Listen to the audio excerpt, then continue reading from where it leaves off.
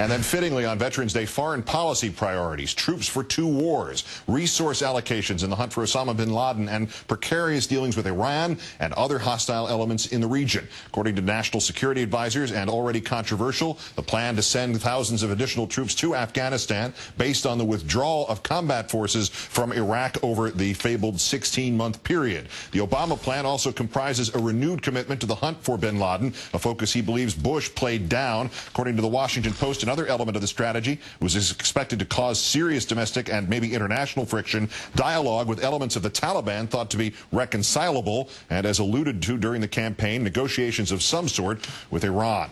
Time now to turn to Jon Soltz, Iraq War veteran, chairman of VoteVets.org. John, good evening. My pleasure, Keith. Reality check this from the point of view of troops on the ground on Veterans Day. Can we withdraw from Iraq in 16 months while redeploying or deploying new troops into Afghanistan at the same time?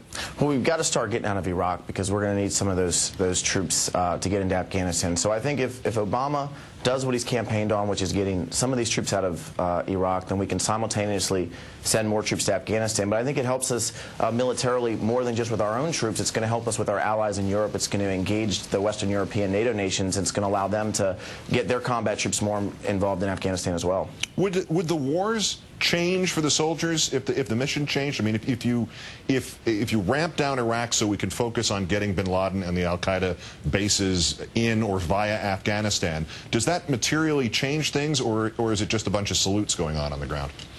Well, look, I mean, I think the soldiers who join the military, they want to fight and capture bin Laden. So, look, I think from a morale standpoint, there's a lot of people that are excited about not going to Iraq for the next 5 years. From a tactical level, look, I mean, combat's combat, so it's dangerous. But I do think that it will be interesting to see inside the ranks how troops feel about actually feeling they're fighting for their country and going after the people that directly attacked our country.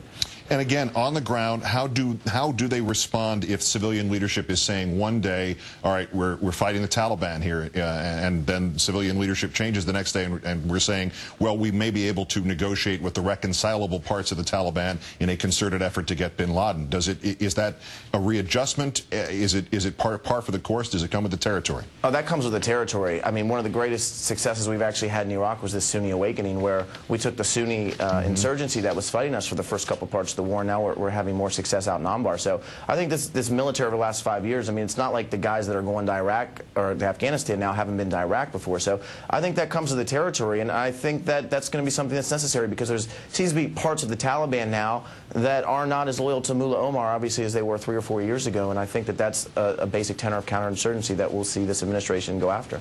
Jon Soltz, the chairman of VoteVets.org, many thanks for your time, and obviously on this of all holidays, great thanks for your service to the country, sir. Thanks, Keith.